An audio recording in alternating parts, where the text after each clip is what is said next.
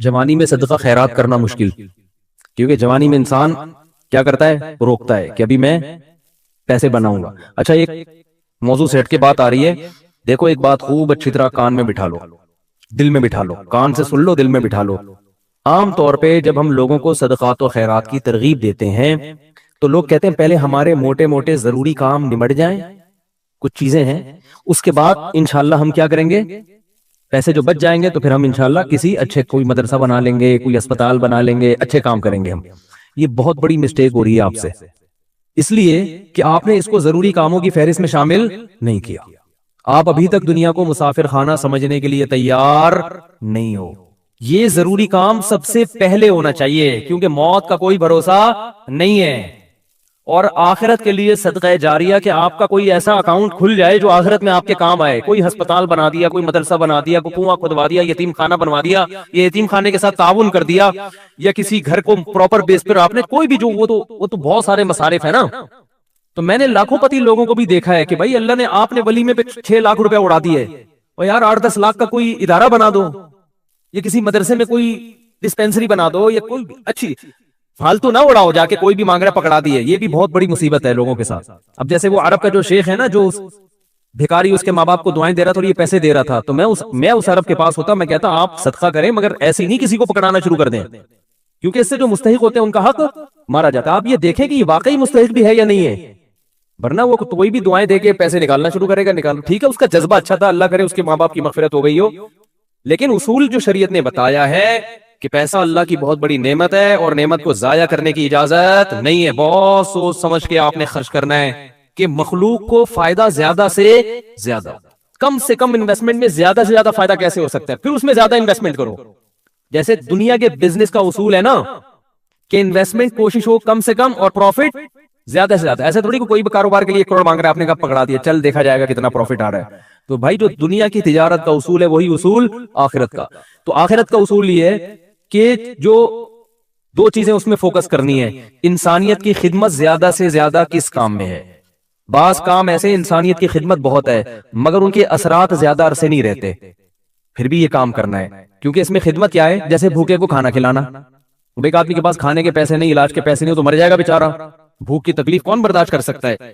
تو بھوکے کو کھانا کھلانا یہ بظاہر صدقہ جاریہ تو نہیں ہے، کیونکہ یہ زیادہ ٹائم تک چلے گا نہیں نا، کھانا کھا لیا پیٹ بھر گیا بس ختم، لیکن یہ خدمت بہت بڑی ہے تو اس کو بھی فوکس کرنا ہے۔ اور بعض چیزیں ایسی ہوتی ہیں کہ جس میں فوری طور پر خدمت تو بہت نہیں ہو رہی ہوتی لیکن اس کا اثر آپ کے مرنے کے بعد بھی قائم، جیسے کنواں بنا دیا آپ نے۔ اب کنواں ایسی چیز ہے جب تک کنواں رہے گا لوگ پانی پیئیں گے، آپ کو ثواب ملتا رہے گا۔ درخت لگا دیا مر گئے تو درخت سے وہ بہت زیادہ، ایک درخت سے کیا فائدہ ہوگا بھائی، آپ نے ایک نیم کا درخت لگا دیا تو کوئی بہت تو نہیں نا، کوئی لوگ کھائیں گے تھوڑی، نہیں بھی لگاتے تو کیا ہو جاتا۔ تو اس میں انسانیت کا فوری طور پہ کوئی بہت زیادہ فائدہ نہیں ہو رہا ایک درخت سے، لیکن اس کی اثرات بہت دیر تک قائم رہیں گے۔ یعنی آپ مر بھی گئے تو درخت کے نیچے کوئی بھی چھاؤں لے گا، درخت آکسیجن سے فائدہ پہنچائے گا، چرند پرند اس سے کھائیں گے۔ تو آپ صلی اللہ علیہ وسلم نے فرمایا، صحیح مسلم کی حدیث ہے، جس نے درخت لگا کے مر بھی گیا تو جب تک درخت رہے گا اس کو ثواب ملتا رہے گا۔ تو اس میں فائدہ تو کم ہے لیکن دیر پائے، مرنے کے بعد بھی یہ عمل چلتا رہے گا۔ تو ان 2 قسم کی چیزوں کو فوکس کرنا ہے، اور کچھ چیزیں ایسی ہیں جس میں جسمانی فائدے کے ساتھ دینی فائدہ بھی ہے، جیسے دینی مدارس۔ دینی مدارس کو سپورٹ کرنے کا فائدہ کیا ہوتا ہے، غریب طلبہ کو کھانا بھی ملتا ہے، علم بھی ملتا ہے، وہ عالم بن کے دنیا میں کام کرتے ہیں۔ تو صدقہ جاریہ بھی ہے، مرنے کے بعد وہ علماء جو کام کریں گے پھر آگے ان سے جو ہدایت پھیلے گی، پھر وہ لوگ آگے جو تبلیغ کریں گے، تو جب تک اسلام باقی رہے گا آپ کو ثواب ملتا رہے گا۔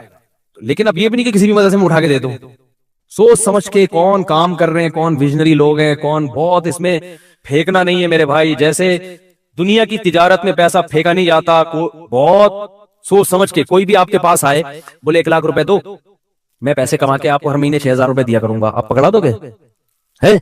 انکوائری کرو گے بھائی 1 لاکھ کہاں، کون سا کاروبار آ گیا جس میں 1 لاکھ پہ آپ مجھے 10,000 دو گے یا 6,000 دو گے؟ وہ بتائے گا یہ ہے، اچھا مجھے دکان دکھاؤ چل کے۔ پھر جب آپ کو دکان دکھائے گا تو آپ ہوگے جب 1 لاکھ پہ آپ 6,000 کما سکتے ہو تو اپنی لگا لو۔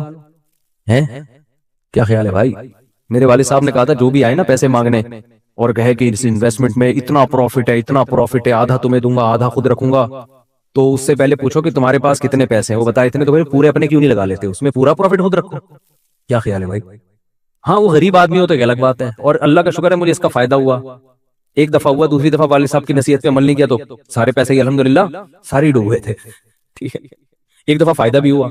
ایک صاحب جو ایک بڑے پوش ایریا میں رہتے تھے، میں چونکہ اس ایریا کا نام لوں گا تو کہیں ایسا نہ وہ سمجھ جائیں، لیکن قصہ پرانا ہو گیا وہ نہیں سمجھیں گے، پھر بھی احتیاط یہی ہے کہ نام نہ لیا جائے. مالدار علاقے کے تھے. مجھے کہنے لگے کہ میں یہ کاروبار کرنا چاہتا ہوں. اچھا اس ایسے ایریا میں رہتے تھے کہ مجھے پتا تھا اتنے پیسے تو ان کے پاس ہوں گے ورنہ اس ایریا میں رہ نہیں سکتا آدمی. اب ایک آدمی ڈیفنس، ایک مثال دے رہا ہوں ڈیفنس کی، ڈیفنس میں رہتا ہو اور کہ میری تنخواہ 10,000 روپے، تو آپ کو بھائی 10,000 والا ڈیفنس میں نہ کرائے پہ رہ سکتا ہے، اور اپنا گھر ہو تو سوال ہی پیدا نہیں ہوتا کروڑوں کا تو نے گھر کیسے خرید لیا 3 کروڑ کا ہے بھائی. ہو سکتا ہے 4 کروڑ. اسٹیٹ ایجنٹ والے مجھے پھر فون کریں گے آپ نے ڈیفنس کی ویلیو کیا کر دی ہے، بیان میں گرا دی ہے. تو میں مثال دے رہا ہوں، اب ہر بیان کو نا لوگ بڑے سینسٹیو بن کے لے رہے ہوتے ہیں کہ آپ نے ڈیفنس میں 3 کروڑ بول دیے، ہم نے تو ویلیو. تو اب کیونکہ شہرت ہو گئی ہے نا تو ہر چیز کو بہت زیادہ لوگ سیریس ہو رہے ہیں. 25 کروڑ، ٹھیک ہے نا، 25 کروڑ کا. اب اس سے پھر لوگ پریشان ہوں گے یار ہم لے رہے تھے آپ نے قیمت بڑھا دی. تو بھائی یہ محض ایک مثال ہے، مجھے نہیں پتا ڈیفنس میں قیمتیں کیا چل رہی ہیں، تو کچھ بھی لگا لو قیمت. تو آپ نے کیا کیا، بات کیا چل رہی تھی.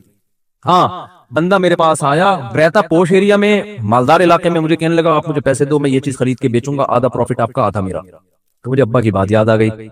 میں نے کہا جو اتنے انویسٹمنٹ آپ مجھ سے کروا رہے ہو تو یہ چیز آپ خود خرید کے بیچ دو پورے پیسوں کی، پورا پروفٹ آپ کا، مجھے آدھا کیوں دے رہے ہو.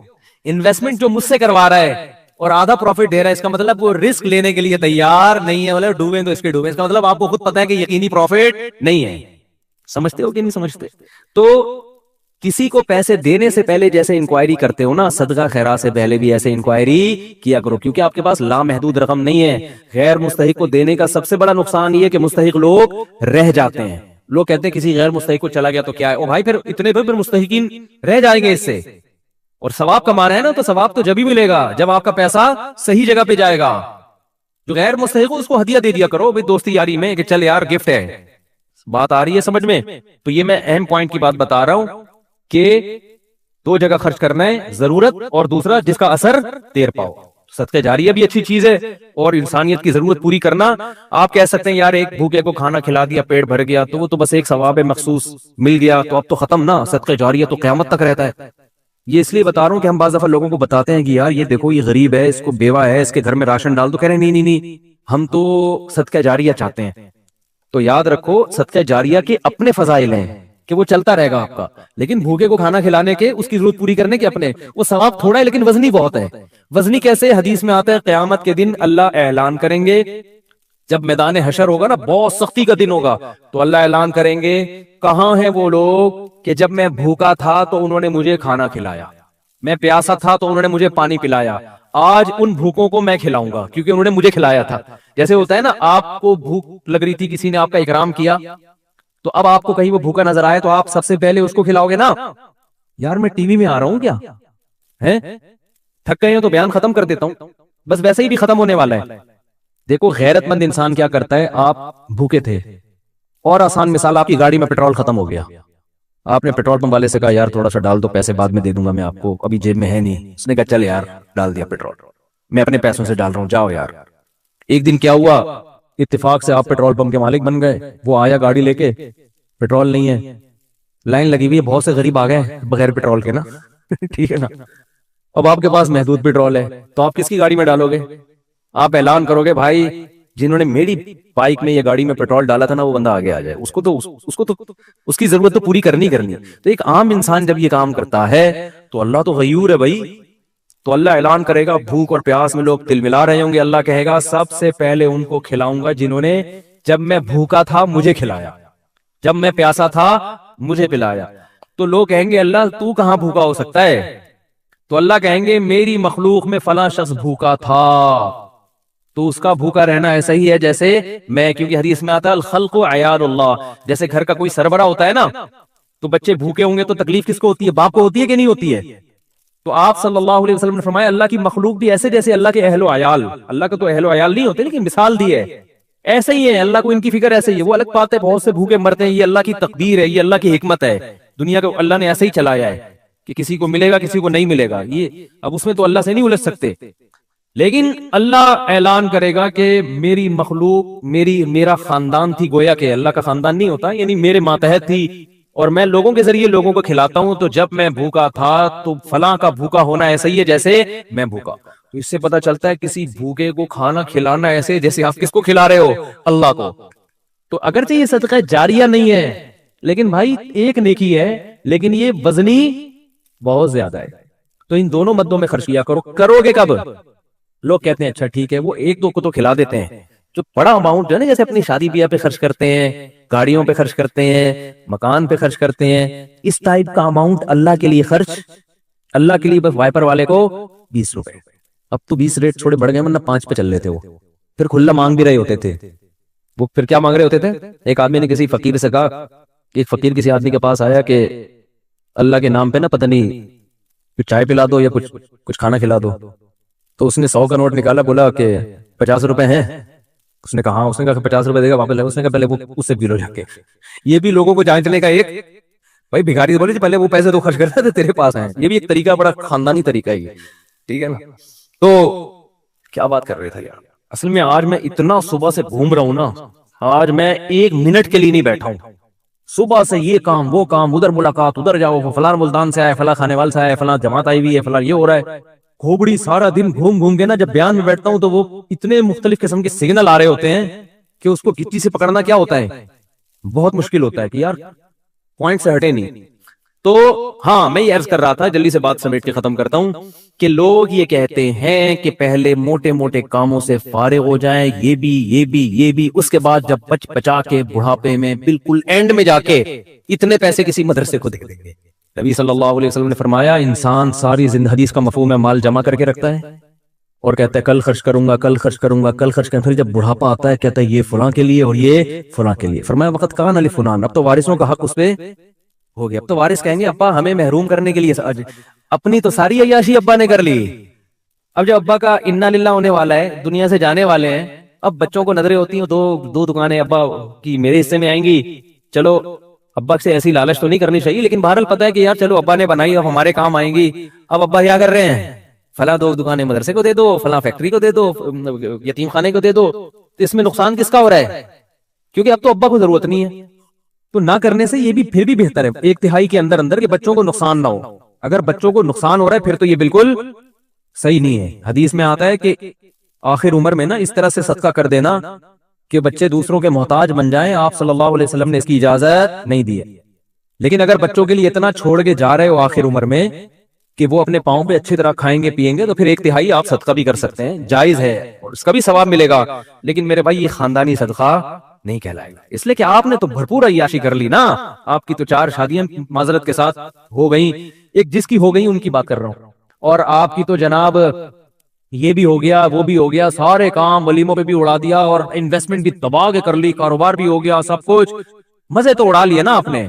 تو یہ نبی کی نظر میں افضل صدقہ نہیں ہے. افضل صدقہ یہ ہے، آپ صلی اللہ علیہ وسلم سے صحابی نے پوچھا یا رسول اللہ سب سے بہترین صدقہ کون سا ہے؟ آپ نے فرمایا وہ صدقہ ہے تأمل الغنا وتخشى الفقر. تمہیں امید ہو کہ اگر یہ پیسہ میں نے صدقہ نہیں کیا تو اس سے ڈبل بنا سکتا ہوں، پیسے سے پیسہ کما سکتا ہوں، یہ امید ہو، اس حال میں پیسہ صدقہ کرو. اور یہ بھی ڈر ہے کہ اگر کر دیا تو فیوچر میں غریب نہ ہو جاؤں. اس ملی جلی کنڈیشن میں جو صدقہ ہوگا نا وہ کیا کہلائے گا؟ خاندانی صدقہ. سمجھ میں نہیں آ رہی بات؟ تو اس لیے صدقات و خیرات میں یہ نہیں کہہ رہا، یہ تو حدیث میں بھی منع ہے کہ اتنا کر دینا کہ کل لوگوں کے محتاج بن جائیں، یہ تو جائز ہی نہیں ہے نا، کہ اپنے ضروری جو بیوی بچوں کے ہیں وہ تو بہرحال، لیکن صرف اتنا کر لیں کہ آپ جب یہ کہتے ہیں نا کہ میرے یہ چند ضروری کام ہو جائیں تو پھر میں یہ کروں گا، یہ الفاظ غلط ہیں. آپ یہ کہیں کہ میرے چند ضروری کاموں میں ایک اہم ترین کام یہ بھی ہے، تو یہ والا کام بھی ان ضروری کاموں کی طرح ترجیحی بنیادوں پہ کرنا ہے، اور یہ چند ضروری کام جس میں یہ بھی ہو جائیں تو پھر میں کیا ہو جاؤں گا؟ فری، پھر میری مرضی میں جہاں چاہے صدقہ کرو. بہت مشکل ہے بات سمجھا.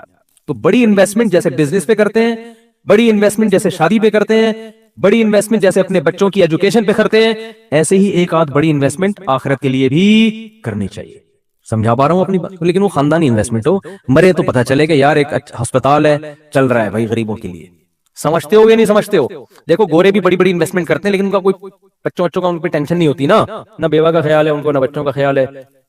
آپ کے لیے صدقہ کرو گے ثواب ملے گا، کیونکہ آپ تو پوری فوج چھوڑ کے جا رہے ہو اگر میرے بیان سنتے ہو. کیا خیال ہے؟ ٹھیک ہے نا، پوری فوج ہے آپ کی.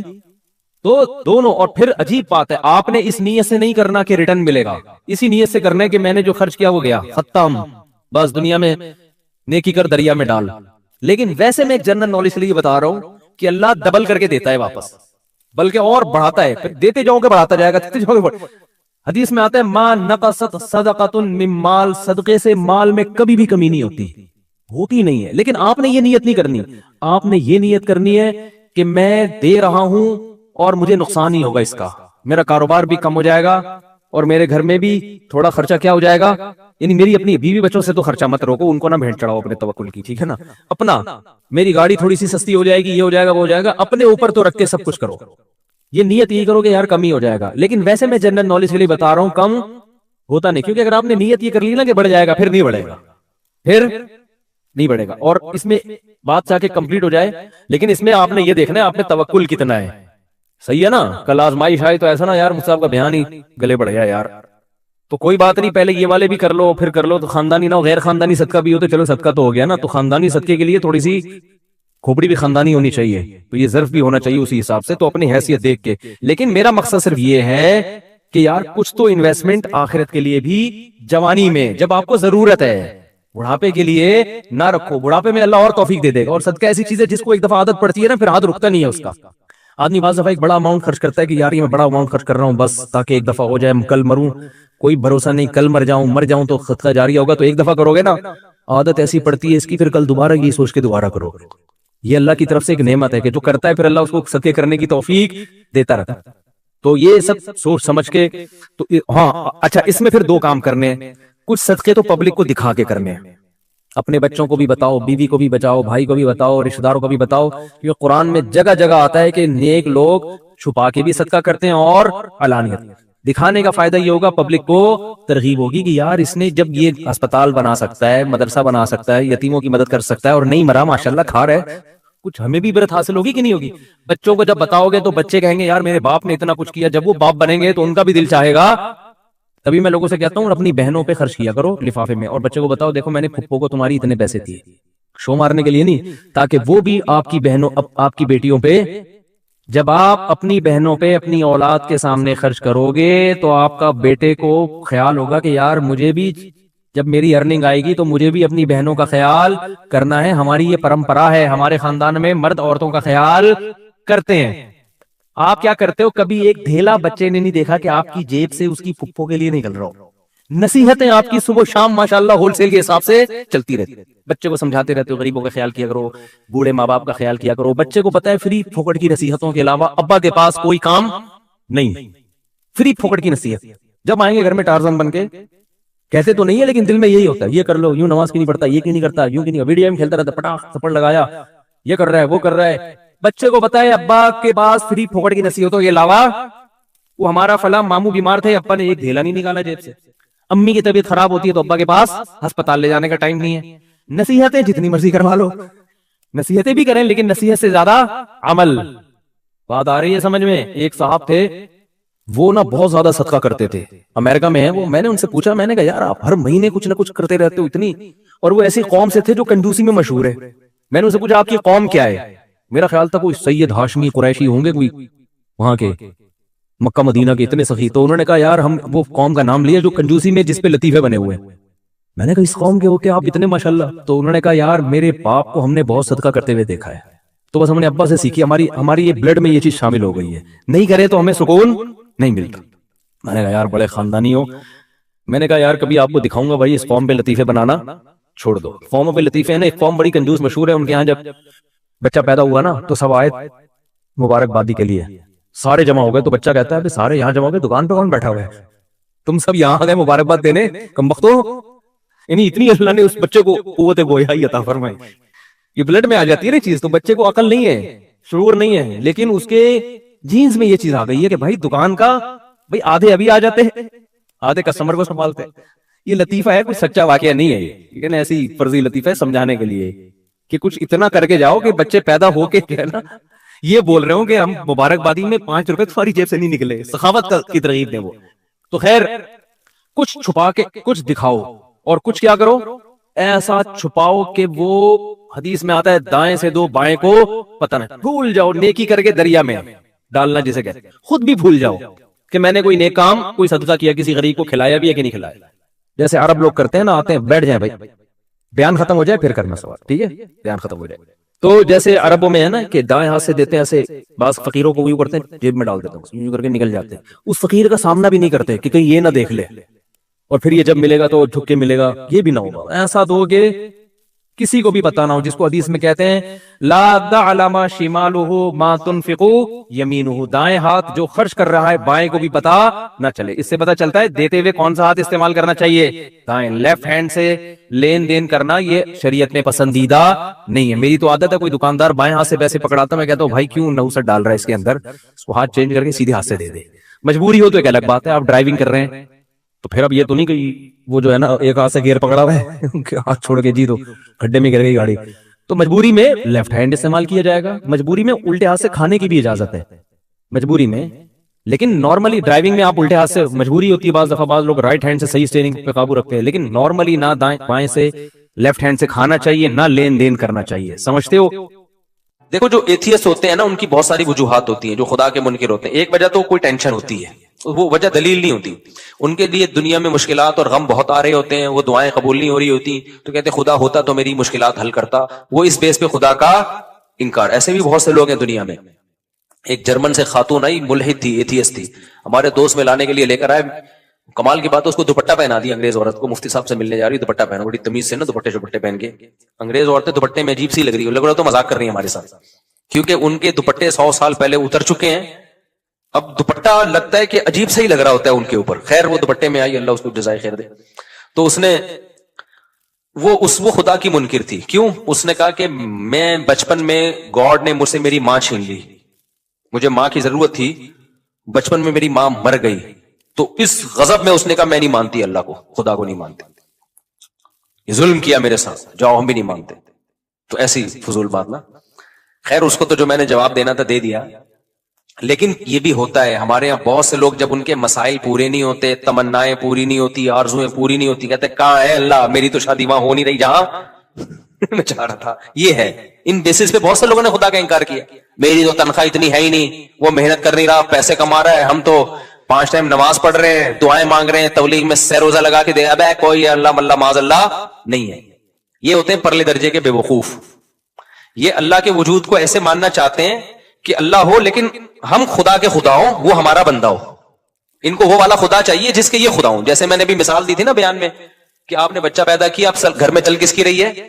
بچے کی چل رہی ہے. آپ کا کچھ چلتا ہی نہیں گھر میں، تو آپ کیا کہتے ہو؟ یار میں نے غلطی سے کیا پیدا کر دیا؟ باپ پیدا کر دیا ہے. ٹھیک ہے نا، غلطی سے میں نے کیا پیدا کر دیا ہے. جیسے انگریزوں کے ہاں بچے پیدا ہونے بند ہو گئے ہیں، ان کے ہاں باپ پیدا ہوتے ہیں. کہ بچے کو آنکھیں دکھائی پولیس آ جائے گی، بچہ باپ کو آنکھیں دکھائے اتنی جلدی پولیس نہیں آتی. باپ بچے کو آنکھیں دکھا دے فوراً پولیس آئے. بچے پھر بتاتے بھی ہیں، دوبارہ آنکھیں دکھائیں فون دے گا فون. ایسے ایک آدمی نے مجھے خود بتایا، کہہ رہے میں پاکستان سے اپنی فیملی کو امریکہ لے کے گیا تو مجھے غصہ آیا بچے پہ کسی بات پہ، میں نے تھپڑ لگا دیا اس کے، بہت بدتمیزی کر رہا تھا. تو اس نے یہ واقعہ سنایا نا، کہتے ہیں کہ میں نے اس کو تھپڑ جیسے لگایا، مجھے پتہ ہی نہیں، میں تو آرام سے انجوائے کر رہا ہوں، پولیس آئی اٹھا کے لے گئی مجھے. یار بچہ باپ کو یار تھانے بھی جماتے. میں تو کہتا ہوں یار آدمی کی کیا گزرتی ہوگی. خیر کہتے ہیں میں تانے سے ہو کے آیا تو مجھے بڑا غصہ آیا. میں نے کہا میں اور لگاؤں گا ایک تھپڑ، مجھے کیوں بھجوایا. چاہے میں گھر آیا نا تو بچے کو جیسی آنکھیں دکھائی، بچہ کیا کہتا ہے؟ فون کی طرف. اس زمانے میں موبائل فون نہیں تھے، یہ والے فون کا جو وہ گھمانے والا بھی نہیں، وہ تو زیادہ پرانا ہو گیا، لیکن یہ والے فون تھے جو پی ٹی سی ایل والے نہیں ہوتے. تو کہہ رہے ہیں فون کی اشارہ کر کے کہتا ہے دیکھ رہا ہے وہ، کہہ رہے میں نے کہا بھائی یہ میں نے غلطی سے کیا پیدا کر دیا. تو وہ میرے سامنے ہوتا ہے، پرانا واقعہ ہماری حضرت کو سنا رہا تھا، وہ میرے سامنے ہوتا، میں کہتا بھائی آپ نے غلطی سے نہیں کیا، ان ملکوں میں جان بوجھ کر باپ پیدا ہو رہے ہیں، غلطی سے نہیں ہو رہے. لا ایسا ہے کہ اب اولادیں پیدا ہو ہی نہیں سکتی ہیں، قانون ایسا بن گیا ہے. اب یہاں جو بھی پیدا ہوگا، وہ جو حدیث میں آتا ہے نا انتلد الامۃ ربتہا، حدیث میں آتا ہے قیامت کی علامات میں سے کہ باندی اپنے مولا کو، آقا کو جنے گی. تو مطلب یہ باپ کس کو جنے گا؟ اپنے باپ کو جنے گا، بیٹے کو تھوڑی جنے گا. میں نے کہا یہ تو حدیث ہے، تو قرب قیامت کی علامت ہے. تو ابا جنے، میرے پاس ہوتا تو میں سمجھاتا. کہتے پھر میں نے سوچا کہ یار یہ تو بڑا مسئلہ ہو گیا نا، یہ تو بڑا مسئلہ ہو گیا. اب یہ تو میرے ہی باپ بن کے زندگی گزاریں گے. تو کہتے ہیں میں نے پھر بہانے سے یہ کیا, میں نے کہا کہ تمہیں پاکستان لے کے جا رہا ہوں. تو وہاں پھر ایسا بھی نہیں ہو سکتا کہ پاکستان لے آؤ آپ, بچہ کمپلین کر دے گا غریب ملک میں لے کے جا رہا ہے مجھے, ٹھیک ہے نا, آپ نہیں لے جا سکتے اپنے بچے کو اپنی مرضی سے, امریکن نیشنل ہے وہ, تو گورنمنٹ پکڑ لے گی, بولے کہ یہاں پیدا ہوا تو لے کے کیسے جا رہے ہیں وہاں پہ. تو کہہ رہے میں نے پھر بچوں کو یہ کہا کہ ہم ذرا چلتے ہیں گھومنے, قائد اعظم کا مزار دیکھیں گے اور یہ وغیرہ وغیرہ جو چیزیں ہوتی ہیں ہم یہ آپ کو دکھائیں گے. بچوں نے کہا ٹھیک ہے جی انجوائے کریں گے. کہہ رہے جب میں ایئرپورٹ پہ لے کر آیا, گھر میں لے کر گیا میں, اس کے بعد میں نے کہا بلا پولیس کو. آگے میں یوٹیوب کی پالیسی کے خلاف ہے, میرے خلاف نا ایتھیسٹ بہت ساری کمپلینز انہوں نے ڈالی ہوئی ہیں یوٹیوب کو, اس کا چینل بند کرو, بہت زیادہ کمپلینز گئی ہوئی ہیں. تو آگے اس نے وہ کچھ کیا جو یوٹیوب کی پالیسی کے خلاف ہے. بچے کہہ رہے ہیں ہمارا قصور کیا, کہہ رہے ہیں انجوائے کر رہا ہوں میں, انجوائے, ٹھیک ہے ویسا ہی یار, بس بہت دن ہو گئے تھے, سمجھتے ہو. تو انت لد الامۃ ربتها, باندھی کس کو جنے گی, اپنے آقا کو. وہ جننا شروع, بچے باپوں نے اپنے باپوں کو پیدا کرنا شروع کر دیا. تو میں یہ مثال کس پہ دے رہا تھا, پھر ٹائم پہ بیان چلا جاتا ہے یار, کہاں لے کے چلتے ہیں اب بیان, یہ مثال کس پہ آئی ہے,